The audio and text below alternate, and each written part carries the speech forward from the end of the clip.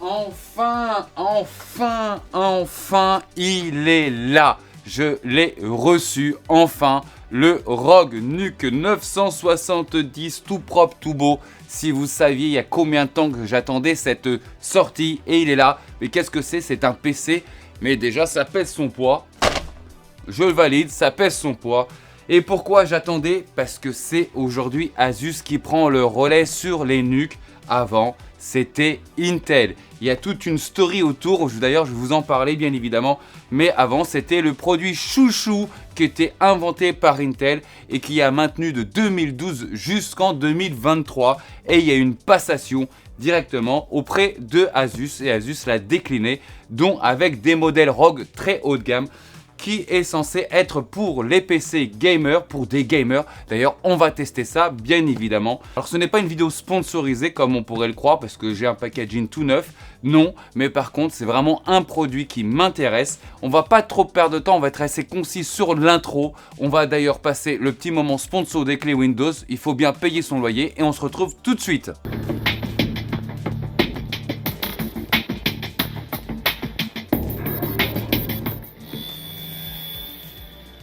Notre sponsor aujourd'hui sera GVG Mall, un site internet qui va vous permettre d'avoir des prix préférentiels sur des clés de licence Windows. Pour ça, rien de plus simple, vous allez sur le moteur de recherche et vous tapez Windows 10 Pro. Alors oui, 10 Pro même si vous voulez un Windows 11 parce que vous verrez que la mise à niveau entre Windows 10 et Windows 11 est gratuite. Donc allez directement sur Windows 10 Pro. Arrivé sur cette page, je clique sur Acheter maintenant. Ensuite, j'arrive ici et je n'ai plus qu'à inscrire le code promo PAX, je valide et de là, le prix passe à 13 €. De là, je soumets la commande. Ensuite, je choisis mon mode de paiement et pour moi, personnellement, je choisis PayPal. Une fois le paiement effectué, je reviens sur cette page-là et comme vous voyez, je peux aller directement sur l'User Center. De là, je clique voir la clé secrète. Ensuite, obtenez la clé. Ma clé vient juste de s'afficher, je n'ai plus qu'à la sélectionner et la copier. Ensuite, je vais dans les paramètres d'activation de Windows et je n'ai plus qu'à coller la clé et de valider. Et voilà, rien de plus simple. Par avance, je vous remercie car en achetant vos clés de Windows par GVG Mall et en mettant mon code promo PAX, vous m'aidez à soutenir la chaîne et pour ça, je vous remercie. Enfin, il est là, donc c'est le ROG NUC. On va pouvoir en parler ensemble. Je vais l'ouvrir, on va le déballer ensemble. J'ai pas l'habitude de faire du packaging ensemble. Je trouve ça toujours un peu kitsch en 2024 de faire du packaging. Mais là, ça m'intéresse vraiment. Donc, on va voir comment est composé le bundle. On va l'essayer en jeu. On va même le démonter. Je veux savoir ce qu'il y a ce mini PC dans les entrailles. Est-ce que ça vaut le coup aujourd'hui? Et est-ce que Asus ROG a su maintenir un level d'exigence que Intel avait justement soumis il y a quelques années? Et oui, il y a une petite histoire avec Intel. Et d'ailleurs, je vais vous la montrer tout de suite, c'est maintenant. Les Intel NUC Next Unit of Computing ont été introduits par Intel comme une innovation dans le domaine des ordinateurs de petite taille et haute performance. L'idée a émergé d'un groupe de développement dirigé par Joel Christensen, General Manager, lors d'une réunion du conseil consultatif à Santa Clara en 2011. Initialement conçus comme des cartes mères miniatures allant des processeurs Atom au Core i7, les NUC sont devenus des machines polyvalentes pour divers usages comme les PC de bureau compact, les systèmes de navigation pour bateaux et même pour les divertissements en voiture et les bornes de commande. Introduit par Intel en 2012 avec une annonce préliminaire, suivi d'un lancement officiel début 2013. Ces mini-PC ont révolutionné le marché en proposant des performances comparables à celles des ordinateurs traditionnels, mais dans un format extrêmement compact. Au fil des années, la gamme NUC a évolué pour inclure différentes générations comme Ice Canyon, Box Canyon, Bean Canyon et Frost Canyon, chacune apportant des améliorations significatives en termes de puissance de traitement, de connectivité et d'efficacité énergétique. En 2018, Intel a collaboré avec AMD pour produire le NUC Hades Canyon, intégrant des processeurs Intel avec des graphiques Radeon, augmentant ainsi les capacités graphiques des NUC pour les jeux et les applications intensives. Malgré l'annonce de la fin de la gamme par Intel en 2023, ces mini-PC continuent d'être populaires pour leur polyvalence et leur capacité à être utilisés dans divers environnements, allant des centres de médias domestiques aux solutions embarquées spécialisées. Leur succès a permis à d'autres fabricants de suivre cette voie avec leur propre version de mini-PC, confirmant ainsi l'impact durable des NUC sur l'industrie informatique. Ah là là, de la nostalgie, oh là là, vous comprenez maintenant un petit peu plus pourquoi j'attendais vraiment ça. Il faut savoir qu'en 2023, justement, Intel a annoncé officiellement qu'il se séparait de cette nouvelle gamme, la gamme NUC. Donc ça, c'est fini. Et on passe maintenant à ce beau bébé là. Il y avait toute une histoire, effectivement, on a pu se rendre compte avant Intel, il n'y avait pas de mini PC, et oui, ils ont miniaturisé et ça a plutôt bien fonctionné, même si beaucoup de gens ne connaissent toujours pas les gammes NUC. Elles sont là depuis 2013, je crois, au moment de la première sortie, et c'était un projet qui a commencé en 2011. 2023, ils font un pacte avec Asus afin de justement continuer les NUC, et on va en parler maintenant, et on va attaquer le packaging tout de suite. Le voilà, alors déjà ça pèse son poids en pesanteur parce qu'on va parler de fric, de pesetas juste après. Mais on va déjà voir à quoi ressemble ce beau bébé. Donc je ne l'ai pas encore ouvert, on va l'ouvrir ensemble. J'ai vraiment hâte. Alors on sait que maintenant la gamme ROG de chez Asus est un petit peu appelisée à travers les packaging. C'est la gamme la plus chère et quand on ouvre un packaging, généralement ça en vaut un petit peu. C'est peut-être aussi un peu dommage au niveau des pesetas, mais en tout cas au niveau du packaging, c'est toujours là. Donc on va ouvrir ça, je découvre en même temps que ça, donc petite boîte plutôt sympatoche, rien à dire là-dessus. Et voilà le bébé. Donc c'est plus petit qu'une PlayStation 5, comme vous pouvez le voir là. Il y a encore les petits plastiques, on va pouvoir enlever déjà celui-ci. Donc c'est plus petit qu'une PlayStation et c'est censé envoyer du lourd. Mais à quel prix? Je parle beaucoup de prix, on va en parler justement à la fin.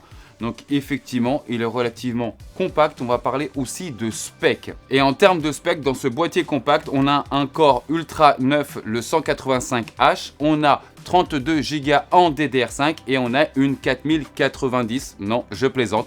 On a une 4070. Est-ce que c'est une 4070 mobile? Pas une 4070 mobile. Vous avez vu, j'espère, le vrai faux que j'ai fait il y a quelques jours. Vous comprendrez en l'ayant vu. Mais on va pouvoir tester ça. Donc, le bébé est là. On va continuer à ouvrir ce packaging. Donc je vois un pied. Donc le pied est en aluminium. Ça ressemble grandement à de l'aluminium avec une assise en caoutchouc qui va être pour pouvoir mettre le PC en mode vertical comme certaines cartes graphiques, y paraîtrait-il. Effectivement. Donc on va continuer tout ça pour ceux qui veulent le mettre en mode vertical. Ensuite, j'ai une petite boîte qu'on voit ici. Alors, comment faire pour l'ouvrir? Voilà. Et à l'intérieur, on a l'alimentation. Alors, effectivement, déjà, c'est un gros bébé d'alimentation, comme on peut le voir ici. C'est de la grosse alimentation, donc ça va dégager et on va pouvoir le mesurer ensemble. Forcément, de la puissance, parce que quand on voit déjà le monstre, et oui, effectivement, lorsqu'on voit déjà ce type de bébé, on peut se rendre compte que c'était pas possible que l'alimentation soit dedans. Non, voilà, il fallait rajouter ça et il fallait aussi refroidir ce bébé là. Donc pour le moment, on est ok. On va continuer à déballer un petit peu le tout. J'ai encore des petites boîtes. Donc ça doit être quoi donc? C'est la prise européenne. Donc ça nous va très bien. Est-ce que j'ai une prise autre? Je ne sais pas. Est-ce que j'ai autre chose? Je ne sais pas. Écoutez, je crois que ça s'arrête là. Alors voici le bébé. Relativement très compact, hein. On va essayer même de prendre les dimensions ensemble. Nous sommes sur exactement 26 cm de longueur avec une largeur, profondeur exactement de 18 cm et on va avoir une épaisseur de produit hors pied de 4 cm, 5 cm.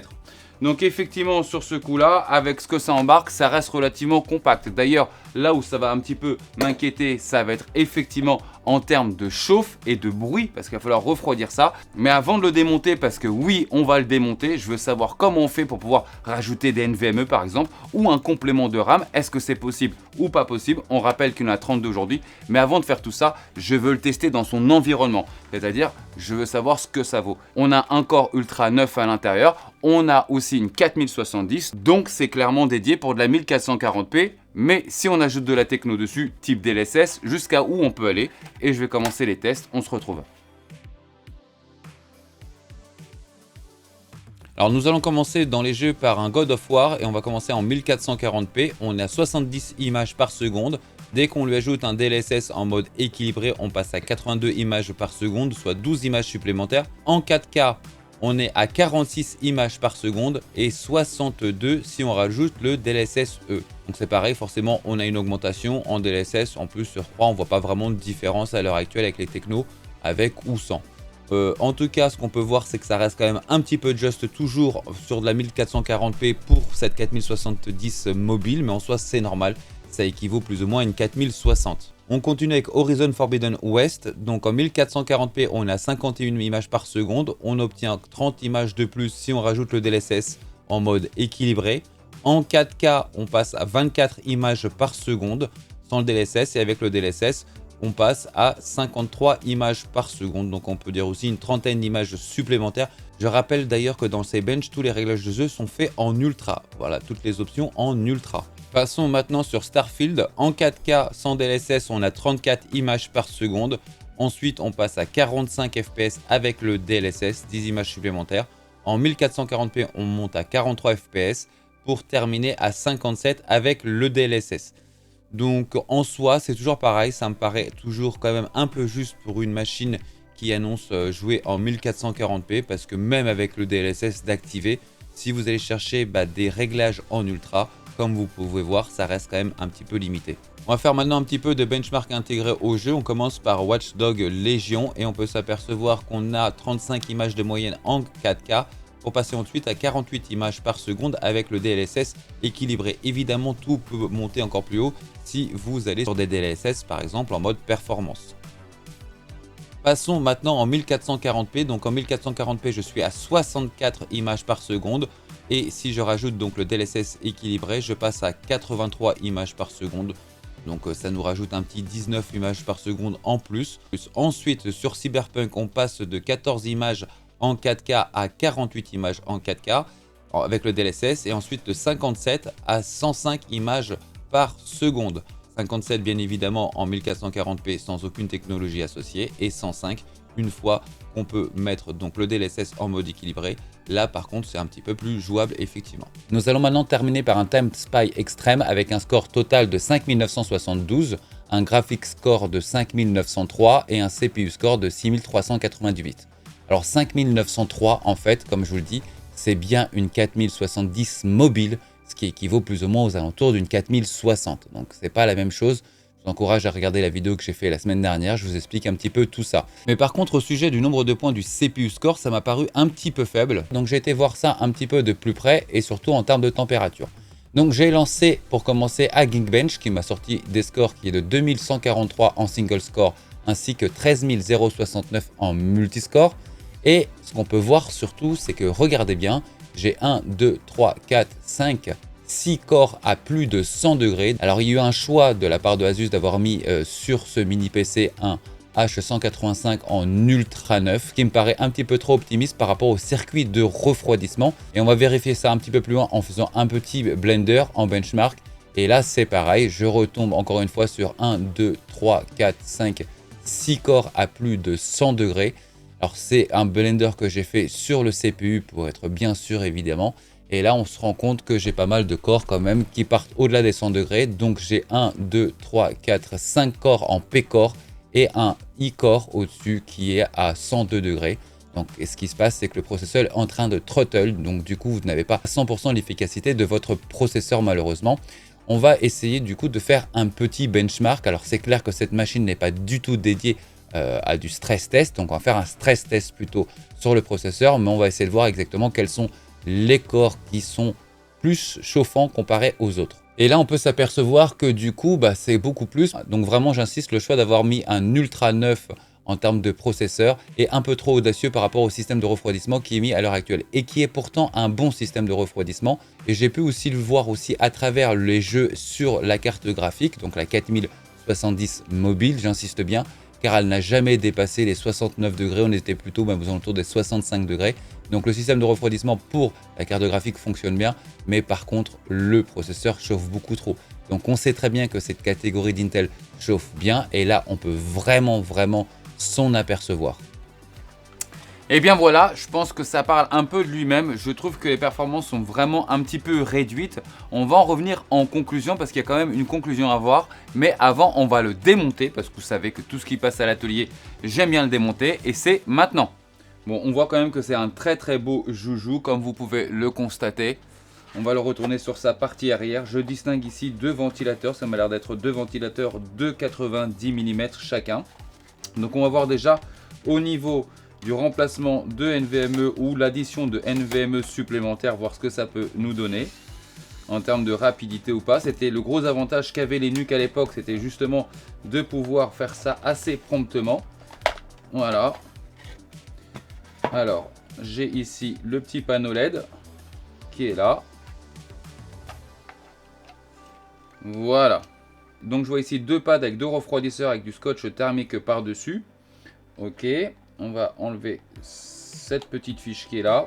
Donc on a un accès quand même assez rapide à la mémoire RAM, comme vous pouvez le voir. On a accès rapidement aussi sur son NVMe. On a deux NVMe supplémentaires qui sont aussi d'accès plutôt rapide. Donc ça c'est vraiment un gros point. Donc en gros c'est une vis à enlever et ensuite on a un petit bouton ici. Comme vous voyez il y a une petite action mécanique à ce niveau-là. Voilà. Et là, on se retrouve directement avec la carte mère dans sa globalité. Donc, je vois ici un switch d'ailleurs pour pouvoir moduler, donc un cavalier exactement. Donc, c'est pour le BIOS. On voit l'accès à la pile qui est là.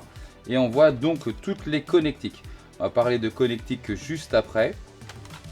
Et les connectiques avant. Nous sommes bien d'accord que maintenant, ce que je suis en train de dévisser, les utilisateurs lambda n'auront pas besoin de le faire. On va le faire pour les besoins de la vidéo et surtout aussi pour la curiosité qu'on a autour de cet objet.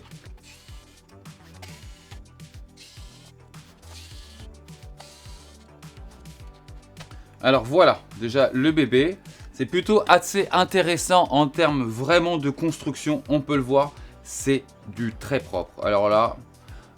on voit rarement ce type d'emboîtement, de finition, de miniaturisation dans le monde du PC portable ainsi que dans le monde du PC tout court en termes de mini PC. Donc là c'est plutôt pas mal.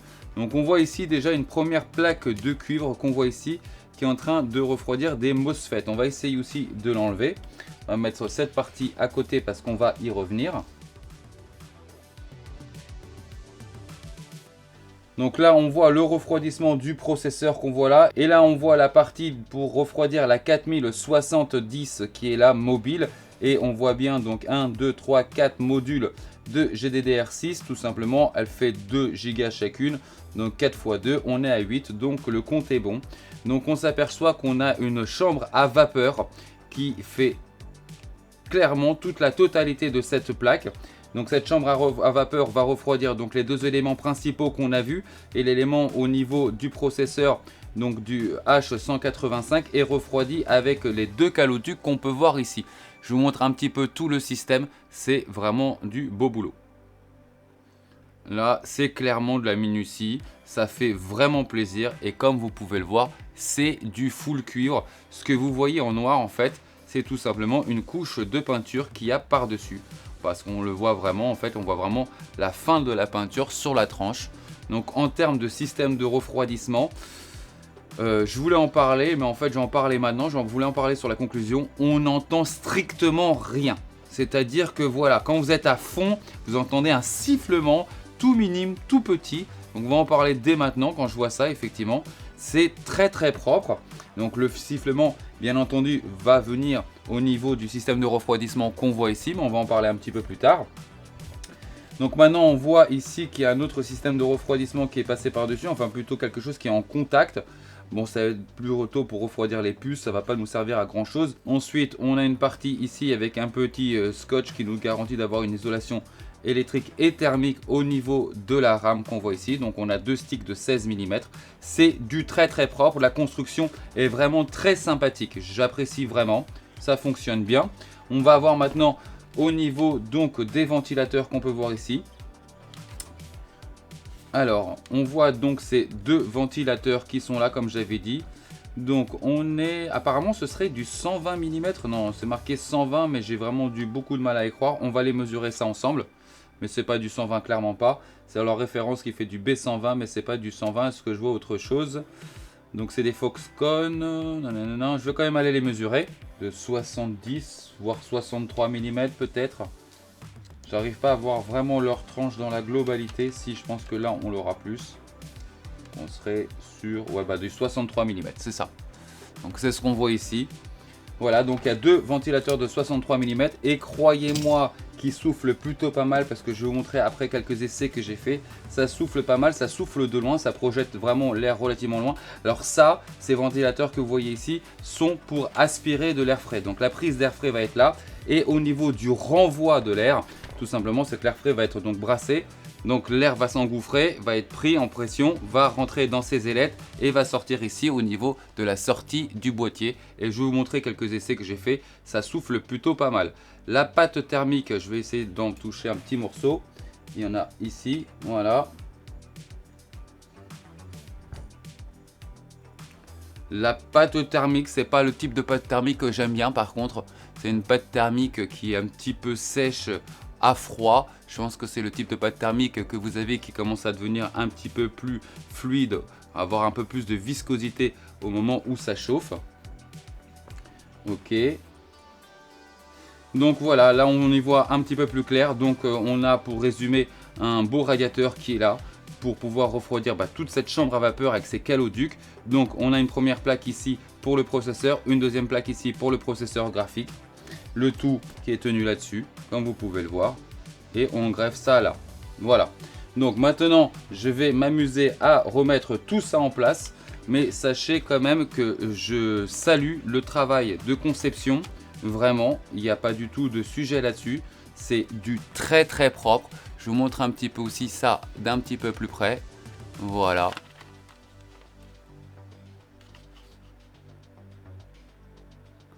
Et on va faire un point aussi sur le PCB. Voilà. Maintenant qu'on l'a.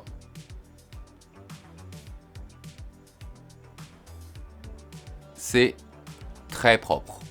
Et bien nous voilà, effectivement, on va avoir maintenant les pour et les contre. Et on va commencer donc tout de suite par les contre directement. Ça va être le choix du processeur qui à l'intérieur n'a pas été très judicieux par rapport au système de refroidissement mis en place, ou en tout cas du système, aussi bien au niveau de la pâte thermique, au niveau du système propre de refroidissement. C'est un système de refroidissement qui fonctionne relativement très bien et ultra silencieux. J'insiste sur vraiment le mot ultra silencieux, c'est qu'à l'heure actuelle, même quand il chauffe, vous entendez juste un petit sifflement. Ça, à ce niveau-là, Asus a fait du très très bon boulot. Et au moment où on a pu démonter un petit peu le bébé, on s'est rendu compte que c'est ultra bien foutu, même au niveau de l'hardware, au niveau de la carte mère. L'accessibilité aussi, on en parlera après, était très bien faite. Mais en tout cas, ce qui se passe, c'est que d'avoir mis un Ultra 9 dessus, pour moi, en H185, c'est beaucoup trop par rapport à ce système de refroidissement. Pour moi, il aurait mieux valu mettre un i7, pardon, un Ultra 7, un U7 à la place de ce